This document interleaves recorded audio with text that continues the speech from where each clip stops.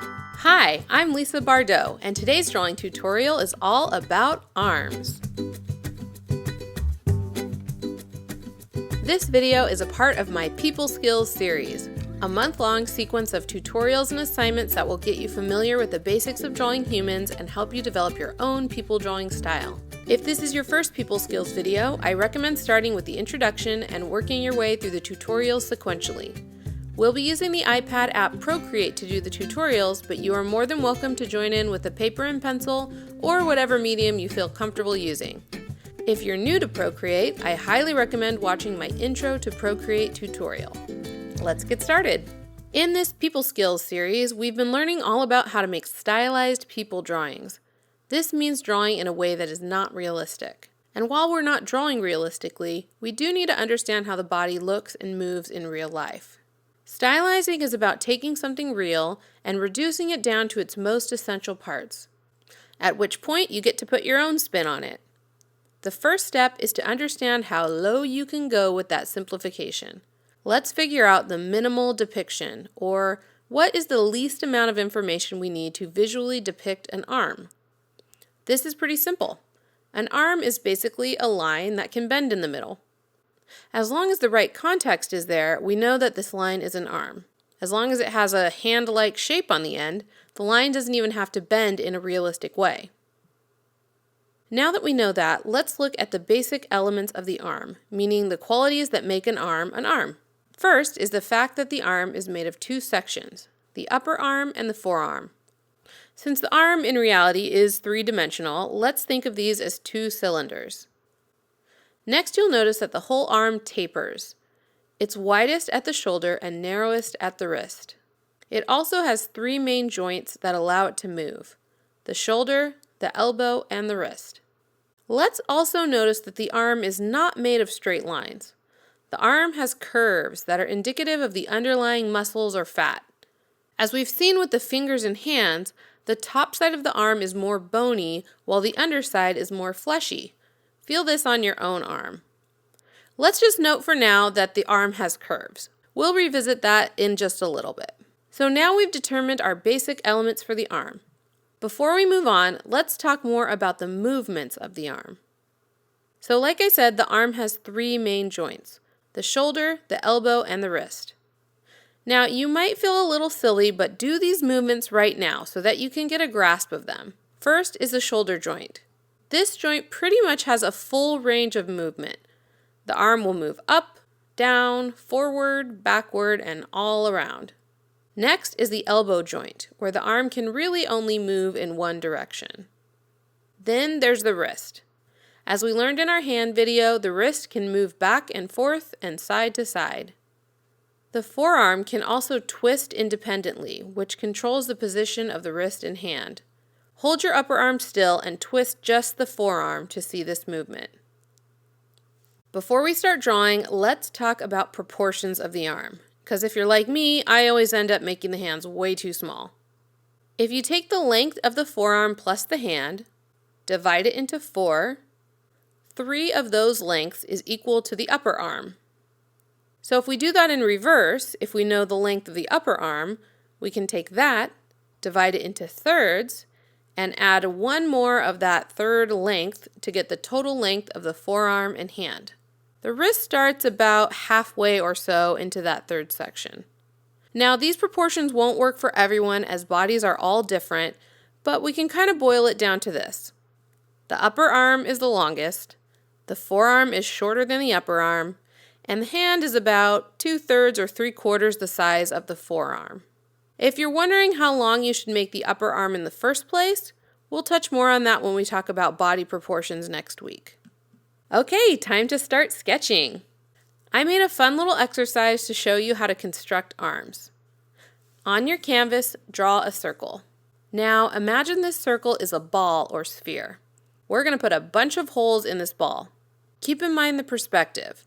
The closer the hole is to the center, the more circular it will be, and the closer to the edge, the flatter it will be. Now we're going to draw some lines coming straight out of these holes. Draw a line from the center of the hole in the direction this line would be going. Generally, this line is going to be perpendicular to the edge of the circle that is closest to the center of the sphere. You with me? I'm going to leave this one in the middle alone for now, and I'll come back to it in a bit. Now draw a ball that is a little bit smaller than the hole on the ends of all these lines. Then draw a line coming off the ball in whatever angle you wish. Then we'll add a disc to the end of the second line, which should be a bit smaller than the little ball. Think about this disc being perpendicular to the line. Don't worry if you don't get it right the first time. Okay, now let's play connect the dots. Connect the widest part of each disc or hole to the widest part of the middle ball. Anything starting to look familiar? You just made a ball with a bunch of arms sticking out of it. Awesome! Let's outline these arms. Create a new layer and grab a darker color. Outline the side with the outer point first. On this inside bend, if you have any lines that cross, like here, this is where you decide which way the arm is facing. If this side is the front, then I'll draw only this line. When looking at someone from the front view, the forearm is the part of the arm that's most in front. So that's the part of the arm that gets the line. If looking at someone from the back, you'd see the upper arm in front of the forearm, so the upper arm gets the line. I'll add a hand and some shading and contour lines so you can really see the difference.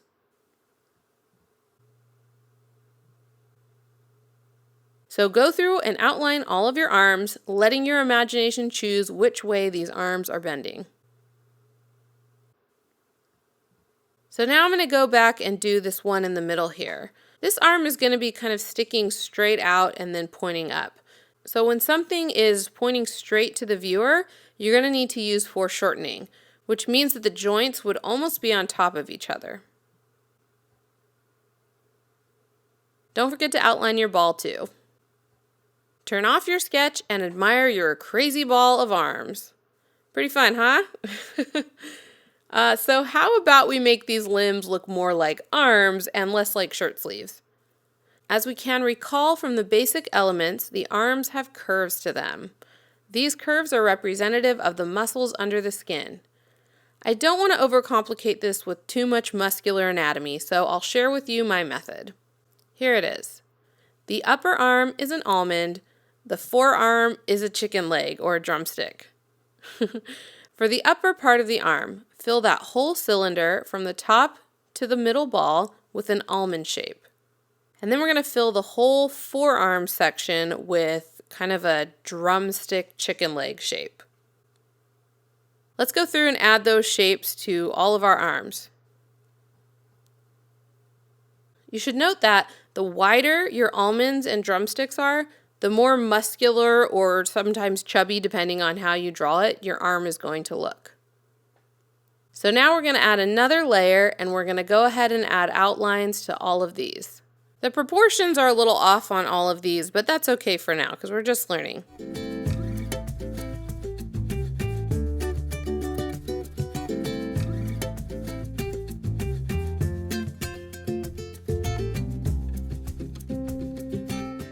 Okay, so let's turn off all the sketch layers, and now you have a page full of arms ready to have some hands drawn on them.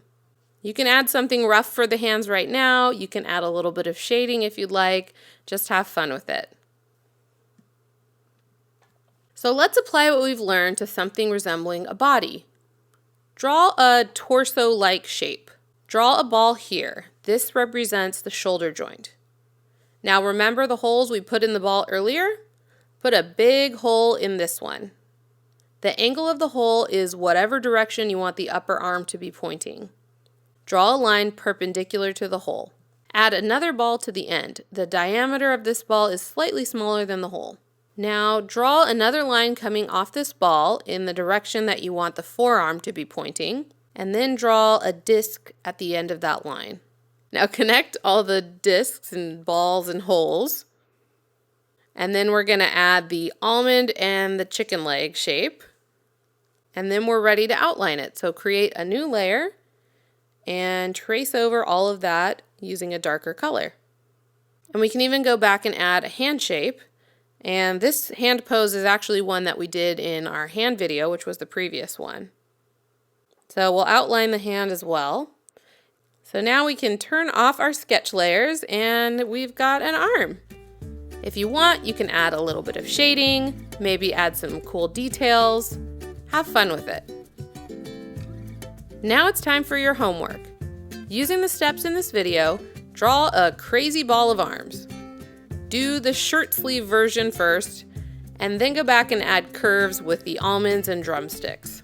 It's really hard for me to say that with a straight face. Make a torso shape and draw an arm attached to a body. Use what you learned in the fingers and hands tutorial to add a hand as well. When you've done that, go find some reference photos of arms in various positions and use the structure we've developed to analyze those references. Don't forget to go back and correct anything that looks off. It's a really great way to learn. You can find out more about this assignment on the lesson page, including a Pinterest board I made full of inspiration and additional resources. Find all that, plus an organized list of all the people skills lessons at bardobrush.com/people. I put a link in the description.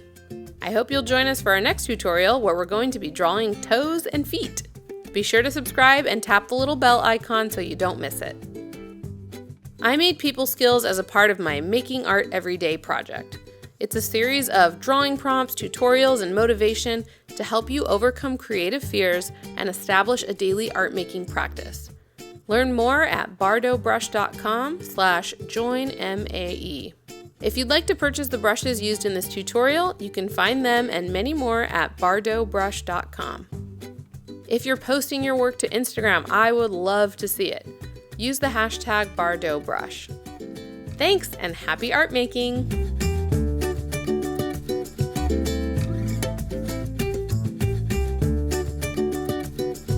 If you like this video, please subscribe for more awesome tutorials. And check out one of my other videos. Have a great day!